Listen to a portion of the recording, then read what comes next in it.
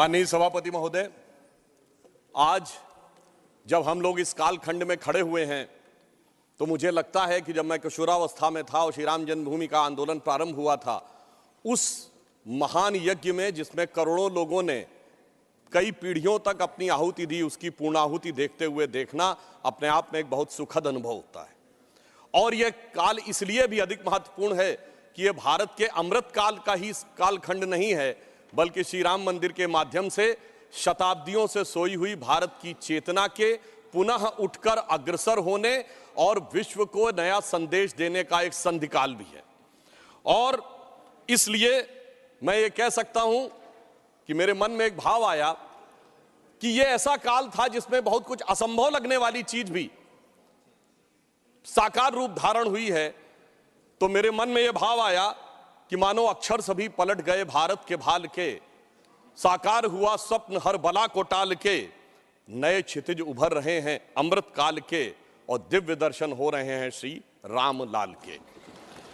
मान्यवर, भगवान राम उस भारत की स्व की अनुभूति है जो भारत के स्वतंत्रता के बाद निश्चित रूप से प्रकट होनी चाहिए थी, जो अनादिकाल से भारत में उत्तर से दक्षिण तक, उत्तर में यदि गुरु गोविंद सिंह जी ने गुरुमुखी में रामावतार लिखा तो दक्षिण में तमिल में कंबन ऋषि ने वही रामावतारम नाम से ही लिखा, तो बंगला में कृतिवास ने यदि लिखा तो हिंदी में तुलसीदास ने लिखा, तो उत्तर दक्षिण पूरब पश्चिम से सब तरफ भारत के प्राण को अनुप्राणित करने वाला यह तत्व था। इसीलिए महात्मा गांधी ने भी जिस समय स्वतंत्रता आंदोलन की शुरुआत की तो अपना राजनीतिक दर्शन रखा था राम राज्य, और प्रतिदिन का भजन रखा था रघुपति राघव राजा राम, अंतिम शब्द रखा था हे राम।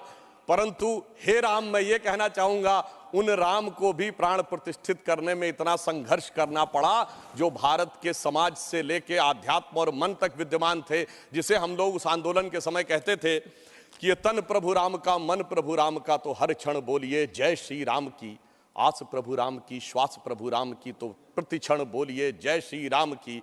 मगर आगे समस्या ये थी तो हम कहते थे शासन चलाए चाहे सीने पर गोलियां, परवाह नहीं कीजिए शरीर और प्राण की, आए आपदाएं विपदाएं भले कितनी, बनाएंगे हम मंदिर सौगंध श्री राम की। और आपदाओं विपदाओं को पार करते हुए वह सौगंध आज पूर्ण हुई। इसके लिए अनेकानेक लोगों ने बलिदान दिया, देवी दीन पांडे जी से लेके सरदार फकीर सिंह से लेके हजारों संतों से लेके कार सेवकों तक और कोठारी बंधुओं तक। परंतु मैं एक बात कहना चाहूंगा, मैं इस विषय पे कोट करना चाहता हूं। 2003 के नोबेल पुरस्कार विजेता वीएस नायपॉल ने एक किताब लिखी थी भारत के बारे में, इंडिया ए वुंडेड सिविलाइजेशन। उन्होंने कहा भारत एक विचित्र देश है जहां पर कि अपनी संस्कृति को आघात करने वाले विषय को पढ़ाया जाता है और आघात करने का प्रयास किया जाता है, इसीलिए उन्होंने वुंडेड सिविलाइजेशन वर्ड कहा। मैं इसलिए कह रहा हूं कि जो इतिहास में प्रत्यक्ष प्रमाण थे उनको भी झुटलाने का प्रयास हुआ। श्री राम जन्मभूमि केस के सिर्फ 2 उदाहरण बताना चाहता हूं।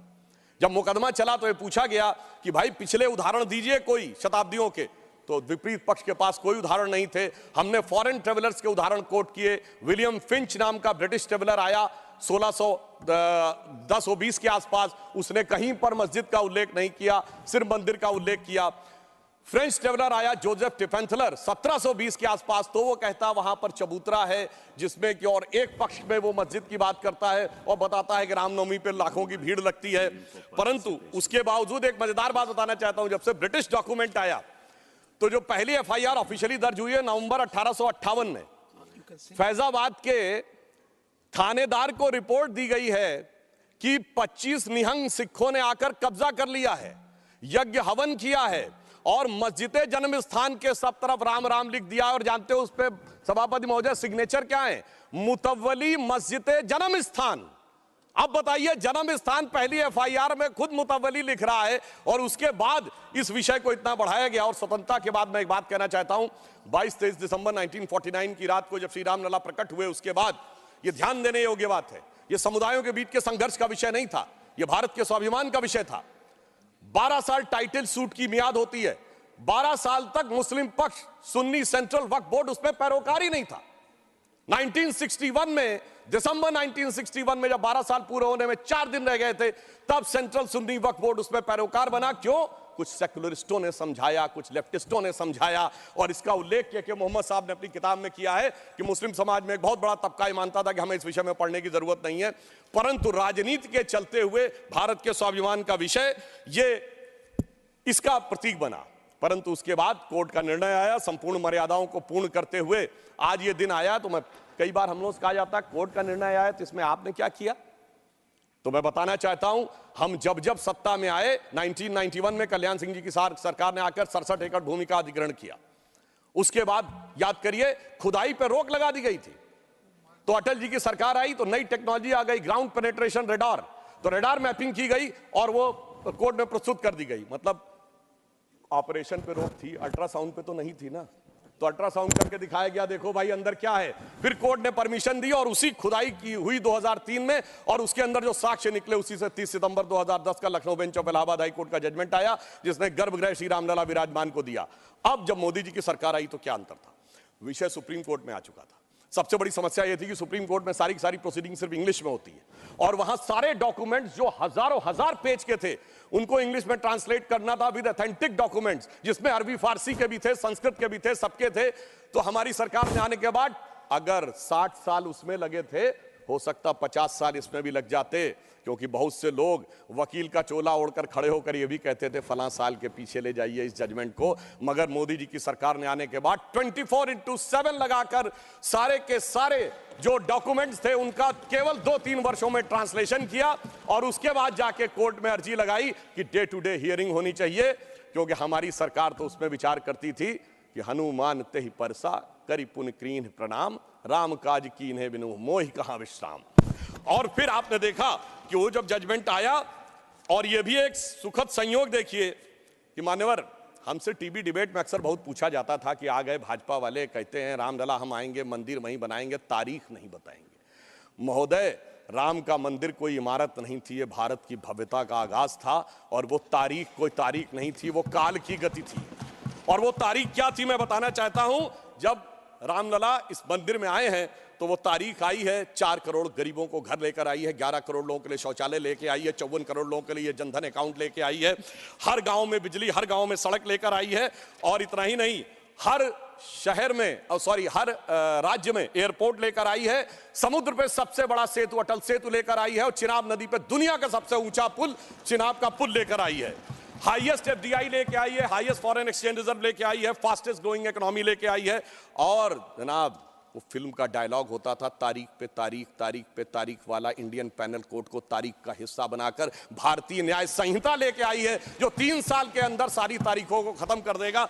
मगर महोदय ये तारीख का राज थोड़ा और गहरा है, क्योंकि जब राम मंदिर की प्राण प्रतिष्ठा होनी थी तो तारीख वो होनी थी कि प्रधानमंत्री को जाना था, यानी तारीख उसका इंतजार कर रही थी कि ऐसा प्रधानमंत्री आएगा जो उस दिन आकर प्राण प्रतिष्ठा करेगा। और वो प्रधानमंत्री भी कैसा होगा जो कि पूरे राष्ट्र का सपोर्ट लेकर, हाँ बोल रहे हैं प्लीज, अरे भाई बोल रहे हैं madam please, not allowed, please बैठे आप, काहे परेशान आपको इजाजत नहीं है, nothing is going on record please. अरे सुनिए आप बोले। महोदय प्रधानमंत्री भी कौन होगा जो पूरे देश का जनादेश लेकर आया होगा और दूसरी बार भी लेकर आया होगा, जो अपने घोषणा पत्र में यह लिख के लाया होगा कि हम राम मंदिर का प्राण प्रतिष्ठा करेंगे, हम निर्माण का मार्ग प्रशस्त करेंगे, यानी 140 करोड़ लोगों के जनादेश के साथ वो तारीख आने वाली थी जिस तारीख का इंतजार था। और महोदय सिर्फ तारीख इतनी नहीं थी मान्यवर, अगर शास्त्रीय ढंग से प्राण प्रतिष्ठा होनी थी तो 11 दिन का उपवास रख के तपस्या भी करनी थी। तो ऐसा भी प्रधानमंत्री आने वाला था जो संकल्प लेकर 11 दिन की तपस्या करे। और मैं महोदय एक और बात कहना चाहता हूं, 11 दिन नारियल का पानी पी के हम में से कितने लोग तपस्या कर सकते हैं महोदय?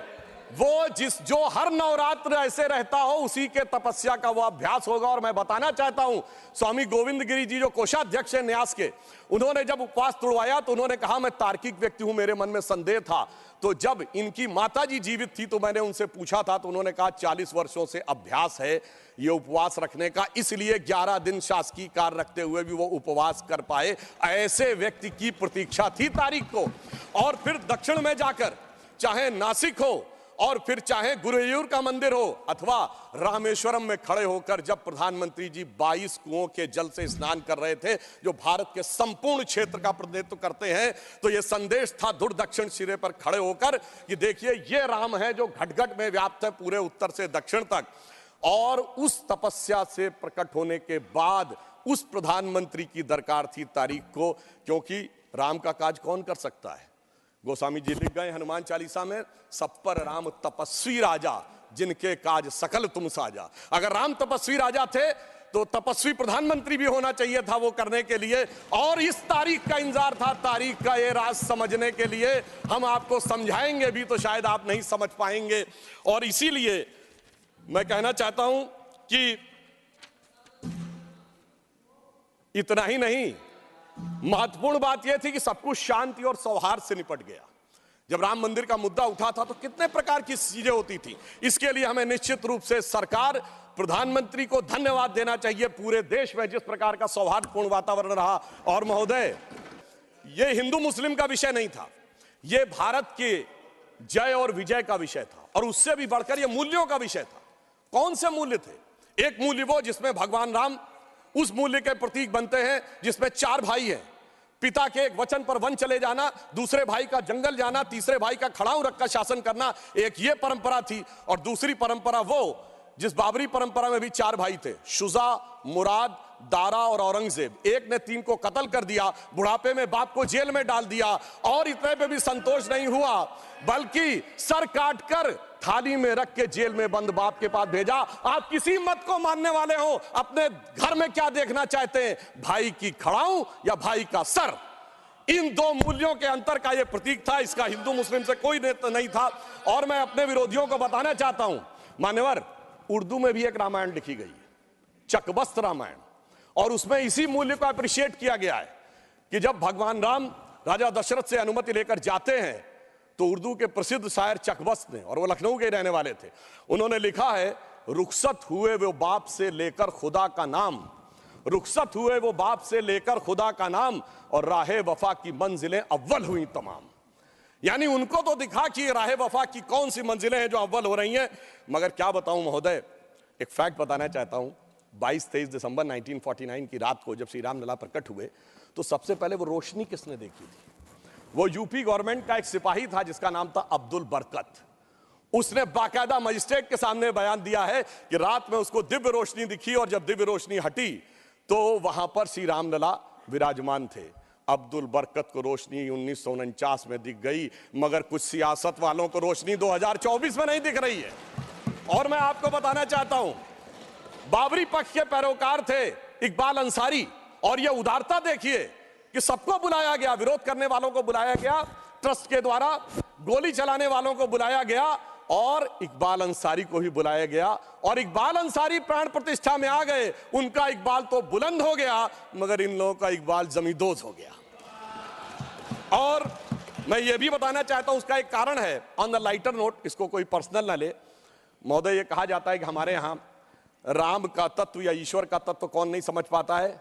जो कामी, क्रोधी, लोभी, खलकामी हो। और राजनीति में वो नहीं समझ पाता जो सेकुलर और वामी हो।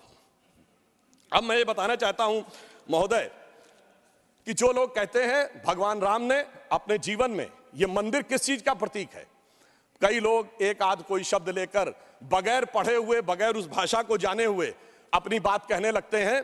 तो मैं बताना चाहता हूं, भगवान राम ने कौन मेरा भक्त है इसका बाकायदा उदाहरण दिया। उन्होंने लिखा है, जात पात कुल धर्म बड़ाई, धन बल परिजन गुण चतुराई। इन 10 चीजों से मैं नहीं मिलता।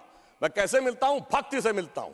ये सारी 10 चीजें हो किसी के पास और भक्ति ना हो, तो उन्होंने कहा, भगतहीन नर मोहे ऐसे, जल बिन बारिध लागे जैसे। अर्थात अगर ये सब कुछ हो, जात पात कुल धर्म बड़ाई ये हो, भक्ति ना हो तो ऐसा जैसे बादल हो उसमें पानी ना हो। इसलिए भगवान ने इस बात का संदेश दिया।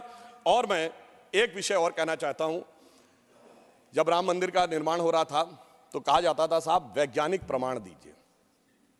मैं बस एक बिंदु विज्ञान का भी और बताना चाहता हूं।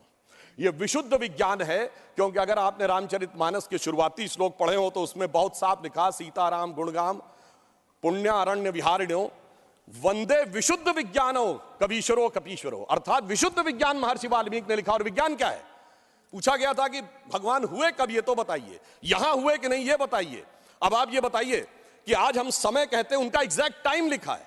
जैसे आज हम टाइम कह रहे हैं, दिल्ली में कुछ और है, लंदन में कुछ और है, तो एक जीएमटी ग्रीनिच मीन टाइम बताया गया। पर अगर आपसे पूछा जाए टाइम का एब्सोल्यूट मेजरिंग पैरामीटर क्या है, which is equally applicable on earth, moon, solar system and any point in the space, it is only the relative positions of planet। और भगवान राम का वो exact relative positions of planet, जो Einstein का fourth dimension कहा जा सकता है, वो लिखा है कि मेष राशि में सूर्य था, मकर राशि में मंगल था, तुला राशि में शनि था, मीन राशि में शुक्र था। और जब नासा ने अपने प्लेनेटोरियम गोल्ड सॉफ्टवेयर में डाला तो 5114 बीसी की डेट निकल आई। इससे ज्यादा किसी को सबूत चाहिए? विज्ञान का वो सबूत मिला। और इतना ही नहीं, मैं बताना चाहता हूं, जिन लोगों ने अगर पढ़ी हो तो भगवान राम के जन्म के समय लिखा है कि चैत्र मास के समय शरद ऋतु थी।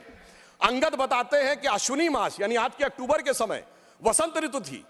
और इतना ही नहीं, कहा गया जब किष्किंधा से भगवान निकलते हैं तो धूमकेतु टकराया था मूल नक्षत्र से, और जब एस्ट्रोनॉमर्स ने इसकी गणना की तो वो ठीक डबल हो जाता है, 14,000 साल पीछे आता है। इसका मतलब प्रमाण देखने हैं तो प्रमाण जमीन के नीचे से भी निकले, शाही फरमानों से भी निकले और आसमान से भी निकले।